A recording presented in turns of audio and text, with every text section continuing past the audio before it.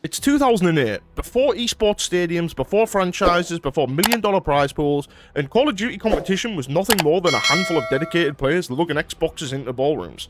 No glamour, no investors, just passion, and the belief that this game that they are playing could be something bigger.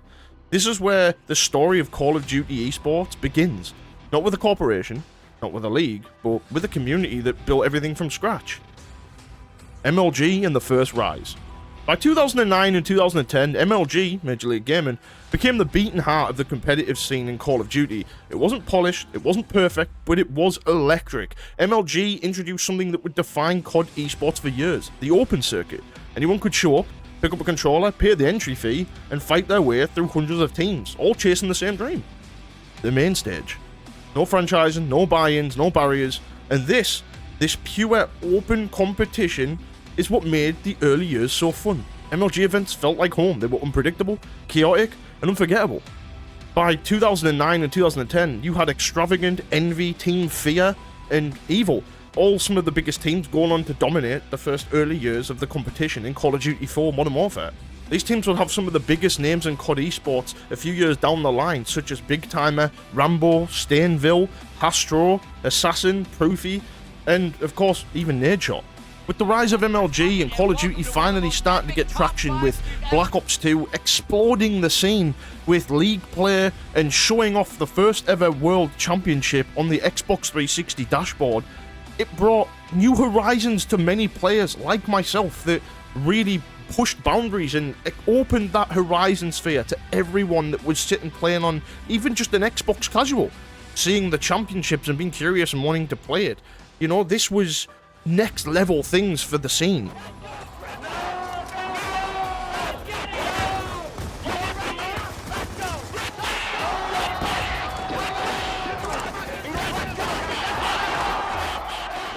We go into the end of Black Ops 2 with the start of Call of Duty Ghosts, and MLG have their own show with the Esports Report, where they break down people's transfers, the scrims, and it felt insanely in-depth for the time. Players coming and going, and some of the casters sitting and talking where the teams were going to end up in the next event, where they'd come from, are they underperforming, who are the players, and it felt really professional, but it felt fun. It didn't feel like the characters were forced, the characters were natural. Like I was saying about the players with Scump, with Nadeshot, with Proofy, with Clayster, with Crim6, with Aches, these players who were larger than life characters were finally on their own level, with each week having new interviews showing off different sides of their personalities. The Esports Report really started to get some traction and just show what MLG was pushing for over the next few years. COD Esports wasn't controlled by anyone, it was built by everyone. It wasn't just MLG anymore. More companies like EGL, UMG, M2 Pro, and Gfinity, a dozen different organisers decided to come in on the scene and host multiple events across the world. Europe had its own thriving circuit, from EGL 1 in Liverpool, England, to North America, who were just throwing out MLG events at LANs, and they were just going absolutely crazy. Some weekends there were multiple events happening at the same time in completely different countries. It didn't matter where you lived, the path was open, and that was the magic. Multiple venues, multiple organisers, multiple ways to get noticed. The CWL peak. Activision launches the Call of Duty World League, the CWL, for the first time. The ecosystem had structure, but without losing its spirit. Prize pools skyrocketed, production quality hit new heights, international events became bigger than ever. But crucially, the CWL kept one thing alive: open events and open circuit.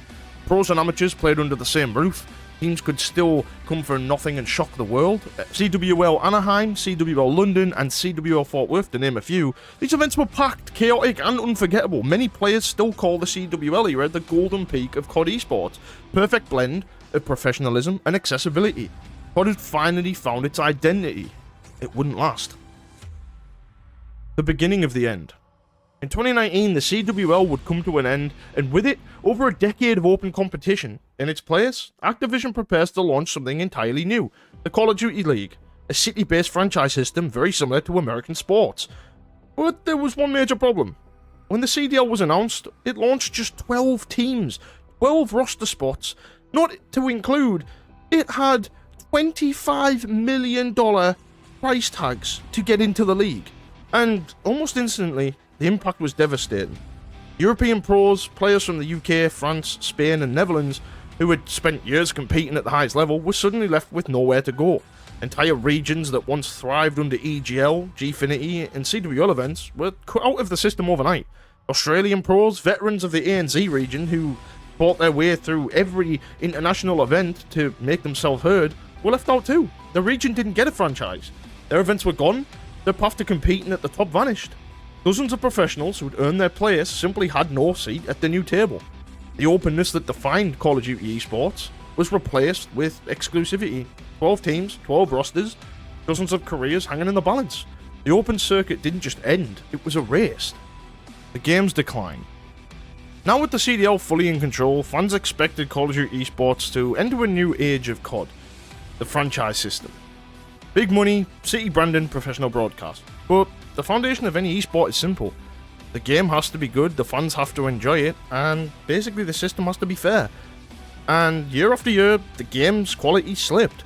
Spawns made no sense, map pools felt incomplete, modes added and sort of removed mid-season, balance patches hitting days before majors, and core competitive features missing or broken. Every new title brought new problems, and the stability that the franchise model promised never arrived. Players complained that the games felt rushed, pros openly called competitive COD unplayable, and fans struggled to stay invested in metas that changed weekly. The esport needed consistency. Instead, it got chaos, and with each new release, the pressure grew. Instead of elevating the scene, inconsistent game quality pushed it further down, making it harder to market, harder to watch, and harder for players to stay motivated. What was supposed to be polished, professional, started to look like the most unstable version yet. The games weren't improving, the league wasn't growing, and the league wasn't expanding, and the gap between expectation and reality was only getting wider. Challenges. To replace the open circuit, which was the heart of COD Esports over a decade, CDL introduced a new tier, Challenges. On paper, it sounded like a solid system, a developmental league, a proving ground for the next generation, and a place where amateurs could fight their way into the spotlight. But the reality was nothing like the promise. Challenges quickly became a second-class ecosystem. Separate venues, separate events, and, to be honest, kinda lackluster. Even though you would win everything if you were the best team, you didn't really get anything, it didn't matter. Challengers Champions was the title. The literal best amateurs in the world still had no guaranteed path into the CDL, no promotion, and no open bracket to prove yourself against the pros. The only way was to hope that a franchise team might pick you up, but with only 12 teams, it was a very slim chance. For the first time in COD Esports history, talent alone wasn't enough. You could be the #1 player in Challenges and still barely have a chance at getting anywhere and still feel invisible. Europe and APAC suffered even more. No lands, no exposure, no infrastructure. Regions that once produced stars were now playing for nothing but pride. The open ecosystem that once created legends became a closed system that buried them. Challenges wasn't a stepping stone, just kind of a ceiling. And for thousands of players who grew up dreaming of the main stage, that ceiling felt lower and lower every year. Gentleman's agreement. For years now, a system's been in place where the pros get to dictate what weapons get used in competitive play. The Gentleman's Agreement. Which this started all the way back in Black Ops 3, and it was very mild. We had ban and protect, but it was also to stop people using weapons that could two-bullet people and two-tap them, which made sense. Nowadays, it's beyond a joke. It's become an embarrassment because we are the only esport that allows the pro players to dictate what happens. Which means if they don't like something because it doesn't fit their style, they can put a vote in to get rid of it. It's basically just people being too soft. And now we're at a place where smoke grenades, snipers, multiple assault rifles and submachine guns aren't a viable option anymore because they want rid of them and they ban them. Gone are the days where you could smoke the mid-cross and watch the other cross with a sniper. It's not really a thing anymore. I personally miss the old days of having an objective player who would run an SMG. You'd have a main SMG with them, an SMG player to slay. You'd have a flex, which is a second AR, which is not like a long-ranged assault rifle, but a little bit on the quicker side, and then you have a main assault rifle, really adding in depth to how everyone played and adding multiple ways to play the game. No longer a thing, because we've been forced with two-gun metas for the last 5 or 6 years. Banning attachments, banning perks, banning kill streaks, completely takes away from the competitive experience. We are the only esport that does it, and it's quite embarrassing. Counter-Strike has the AWP, basically the best weapon in the game. They don't ban it. They have counters, they have smokes, and they have other AWPs. But it doesn't seem to work with that in Call of Duty, and it's been a big reason and a big talking point. People like Optic Hex coming out and saying that it's embarrassing as well and that he wishes it would change. And there's a lot of people really starting to get on the nerves of it, saying this is stupid. The PC switch. Call of Duty Esports made a dramatic shift. The competitive scene moved from consoles to PC. The reasoning was clear. Higher frame rates, improved quality, and supposedly a better experience for spectators. But the reality for the scene was far more complicated. First, hackers became a major problem. On console, anti-cheat measures and system restrictions limited cheating. On PC, anything goes. Even the top pros struggled to compete cleanly, and viewers started questioning the legitimacy of online tournaments. Pros like Jimbo, who got caught cheating at an event and got banned, really started to throw a lot of things in the air. LANs became exponentially more expensive on top of that. Running a 200-player event was manageable. 200 PCs, however, the cost skyrocketed. High-end rigs, monitors, peripherals, network and infrastructure. Suddenly, a small third-party organizer had to spend 10 times as much money just to host a standard event. For organizers already struggling under the CDL restrictions, this was the final nail in the coffin. Even if they were technically allowed to host the events, the cost and logistics were nearly impossible, so LANs disappeared. Regions like Europe and Australia, already neglected, but were also left without competitions. Amateur players were cut off completely. Switch was meant to elevate COD Esports. Instead, it alienated the community, made third-party LANs unviable, and opened the door to cheating at a scale that the scene had never seen before.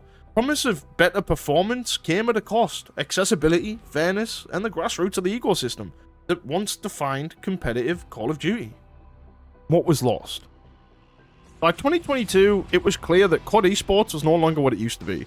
What had once made the scene special was gone. No open brackets, no grassroots small events. Europe and Australia and other international hubs had been left behind completely, and amateur players had basically no path into the main stage.